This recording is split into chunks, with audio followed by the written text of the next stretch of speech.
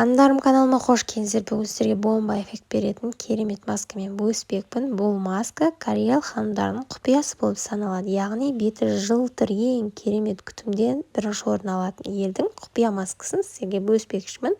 Өте керемет, бетіңізді ағартып, жұмсартып, нәрлендіріп қояды.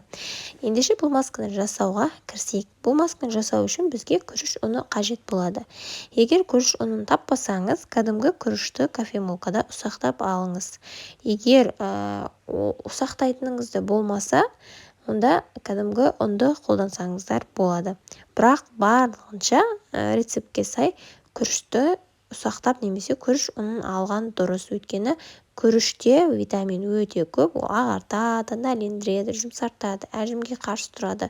Бетке беретін пайдасы өте көп. Осылай мен кофемолкада ұсақтап, оны ұнтақ тәрізді етіп алдым. Содан біраз қасығын ыдысқа салып аламын да, оған қаймақ қосамын. Қаймақ мен 15% қостым. 15%, 20% маңызды емес. Қолдың қаймағын қоссаңыздар да болады, бірақ егер беттеріңіз қатты майлы болатын болса, майлылығы аз қаймақты қолданған дұрыс. Одан кейін үшінші қоспа ол бал. Бал таза болғанына мән беріңіздер. Балға аллергия болатын болса қоспаңыздар. Былайша жарты шай қасық қосып аламыз. Егер балға аллергияңыз болатын болса, жарты шай қасық зәйтүн майын немесе жұмыртқаның сарысын қоссаңыздар болады. Жақсылап араластырып дайындап аламыз.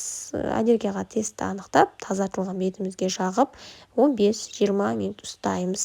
Бір жасағаннан бетіңіздің нәтижесін көретін боласыздар. Міндетті түрде көресіздер, ханымдар, жасап көріңіздер. Курспен аптада 2 реттен 1 ай жасаңыздар. Каналыма тіркеліп, нәтижесімен бөлісіп, менімен бірге болыңыз.